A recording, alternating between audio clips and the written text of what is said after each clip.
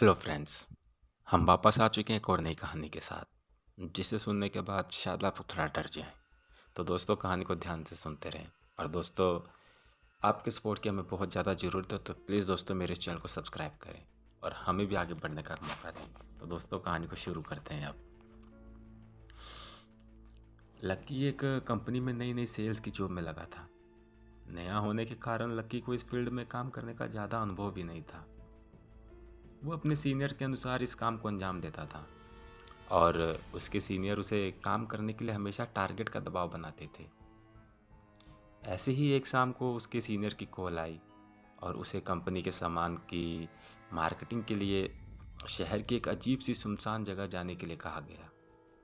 उसने घड़ी की ओर देखा तो शाम के 5 बज रहे थे। बाहर मौसम काफ़ी ख़राब था। घने बादलों के कारण ऐसा लग रहा था कि मानो अभी रात हो चुकी हो। साथ ही साथ तेज़ बारिश भी शुरू हो गई थी। लक्की वहाँ जाता तो लौटने में काफ़ी देर हो जाती। ये सोचकर उसने अपने सीनियर से कहा कि सर, मेरे हिसाब से इतनी देर में वहाँ जाना ठीक नहीं होगा, मैं कल चला जाऊँगा। दूसरी ओर से उसका सीनियर गुस्सा होकर बोला, सेल्स वाले बंदे कभी समय नहीं देखा करते। इस फील्ड में वैसे भी बहुत ही ज़्यादा कंपटीशन है। यदि तुम्हें कोई परेशानी हो रही तो मैं किसी और को भेज सकता हूँ, उसका टारगेट भी पूरा हो जाएगा। टारगेट के बारे में सोचकर लक्की ने जाने के लिए हाँ कर दी। हैरान परेशान सा वो तेज बारिश में अपनी बाइक से शहर की भीड़ भाड़ वाली सड़कों से निकलकर वहां पहुंच ही गया। ये एरिया भी लोगों की आवाज़ से हर वक्त रोशन रहता था, मगर आज खराब मौसम और तेज बारिश के कारण दूर दूर तक उसे कोई इंसान नजर नहीं आ रहा था। वह जल्दी जल्दी अपनी बाइक चलाकर अपनी साइट पर पहुंच गया, मगर वहां पर कोई भी नहीं था। जिस मैनेजर से उसे मिलना था वो आज खराब मौसम के कारण जल्दी अपना काम खत्म कर कर अपने घर पर निकल गया था। लक्की खुद पर गुस्सा करने लगा कि वो यहाँ कॉल करके क्यों नहीं आया। उस वक्त रात के 10 बज चुके थे। बाहर अभी भी तेज बारिश हो रही थी। लक्की खुद से, यार, ऐसी बारिश में बाइक चलाना तो मुश्किल होगा, मगर यहाँ रुक भी तो नहीं सकता। यार, ये प्राइवेट नौकरी, जितना काम करो उतना कम है। खुद से बातें करते हुए धीरे धीरे बाइक चलाने लगा। बारिश के कारण उसे आगे कुछ दिखाई नहीं दे रहा था। उसे आगे उसे आगे बाइक चलाने में काफ़ी तकलीफ हो रही थी। वह भी कुछ ही दूर चला था कि उसकी गाड़ी भी खराब हो गई। वो अपनी गाड़ी ठीक करने की कोशिश करने लगा, मगर नाकामी उसके हाथ लगी। वह परेशान होकर मदद की तलाश करने लगा। दूर दूर तक कोई भी उसे नज़र नहीं आ रहा था। वह अपनी साइड से भी इतना दूर आ चुका था कि पैदल वापस जाना भी बहुत ज़्यादा मुश्किल था। तभी थोड़ी देर में सामने से एक कार आती हुई उसे नजर आई। लकी के चेहरे पर आई हुई परेशानी कुछ हद तक कम हो गई थी। अब उसको ऐसा विश्वास हो गया था कि उसे मदद मिल ही जाएगी।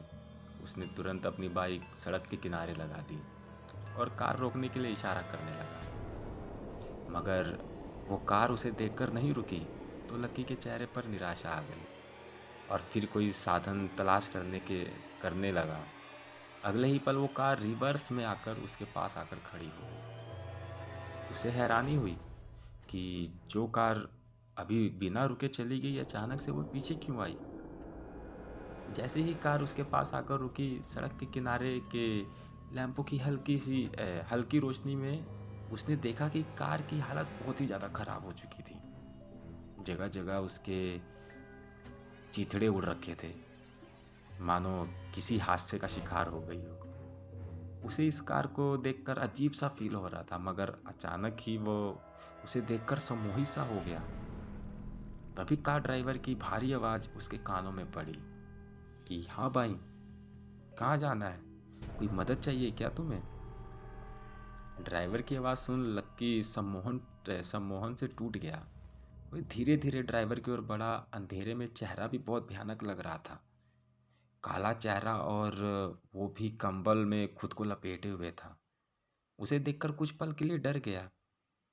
उसके शरीर में ठंड के कारण काफ़ी कपकपी सी होने लगी थी और अजीब सी गंध उसकी नाक में आई। जब कोई जवाब नहीं दिया तो ड्राइवर दोबारा बोला, भाई, कहीं चलना है तो बता दीजिए। उसकी बात सुनकर लक्की को होश आया और वह बोला, मैं किसी काम से अंदर शहर में आया था। लौटते समय मेरी बाइक खराब हो गई। मुझे थोड़ी दूर के लिए लिफ्ट दे दो। ड्राइवर भाई ड्राइवर भाई, हम तो यहाँ पर मदद करने के लिए ही आ रखे हैं। आगे तो जगह नहीं है, पीछे बैठ जाओ। ये कहकर ड्राइवर अजीब तरीके से हंसने लगा। अंधेरे वीरान में लक्की को इस तरह की हंसी बहुत ही अजीब लगी, मगर उसे मदद की बहुत ज़्यादा ज़रूरत थी। इसलिए उसके कहने पर लक्की पीछे की सीट पर बैठ गया। बैठकर उसने देखा कि वहाँ पर एक बुजुर्ग आदमी और उसके हाथ में एक छोटा सा बच्चा और एक महिला घूंघट ओढ़कर बैठी हुई थी।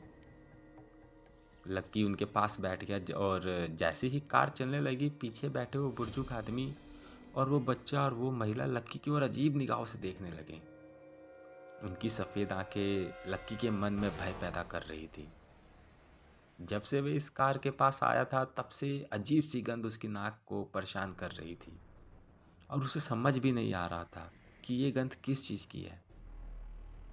लक्की अपनी नाक पर रुमाल रखकर चुपचाप बैठा गया। तभी वो बुजुर्ग धीरे धीरे उसकी तरफ आने लगा। जैसे ही वो पास आ रहा था, वो बदबू बढ़ती जा रही थी। साथ ही में ठंड भी लक्की ए, लक ठंड भी। लक्की ने गौर से देखा तो बुजुर्ग व्यक्ति का चेहरा बिल्कुल ही सफ़ेद था।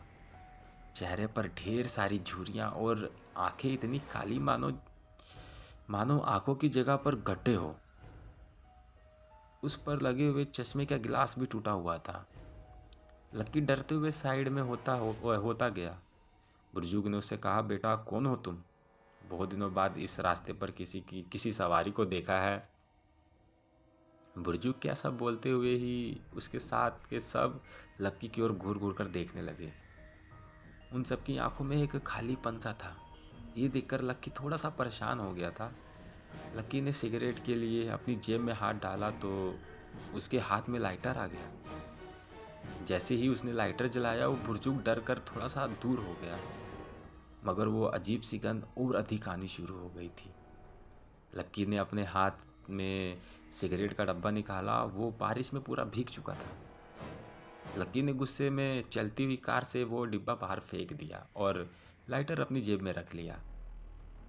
जैसे ही उसने लाइटर को वापस अपनी जेब में रखा तो बुजुर्ग उसके और करीब आ गया और बोला कि क्या हुआ बाबूजी, इस तरह परेशान क्यों हो रहे हो? कहते हुए वो ज़ोर ज़ोर से हंसने लगा। उसके साथ साथ वहाँ बैठा बच्चा और महिला भी उसके साथ ज़ोर ज़ोर हंसने लगी।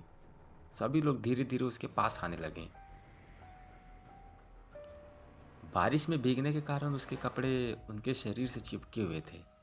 लक्की ने ध्यान से देखा तो उन सबके शरीर पर चमड़ी का नामो निशान नहीं था, सिर्फ हड्डियों का ढांचा ही था। लक्की बहुत डर गया। वो जोर जोर से चिल्लाने लगा। लक्की को चीखते देख वो कार ड्राइवर और जोर से कार चलाने लगा। जो महिला घूंघट में थी, उसका घूंघट अपने आप हट गया। उसका चेहरा बहुत ही ज़्यादा डरावना था। जगह जगह से जले हुए चेहरे पर मांस लटक रहा था। देखते ही देखते वो लोग खुद ब खुद जलने लगे। ये अचानक से जलते हुए लोग और वह गंध और तेज होने लगी। लक्की को समझ आ चुका था कि वो गंध किस चीज़ की थी। वो गंध इंसानों के जलने पर शमशानों से आती हुई गंध थी। लक्की का डर के कारण बुरा हाल हो गया था।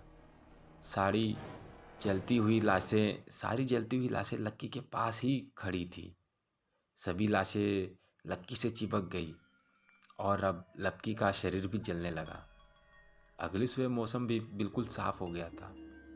सड़क पर आवन जावन भी शुरू हो गया था। लक्की का जला हुआ शरीर उसकी बाइक के पास मिला। कार में बैठे हुए लोग उसकी लाश को देख रहे थे। लाश के पास खड़े लोग बोल रहे थे कि लगता है सालों पुराना कार जलने वाला हादसा कल रात को फिर दोबारा हो गया। तो दोस्तों, कहानी को अब यहीं पर ख़त्म करते हैं।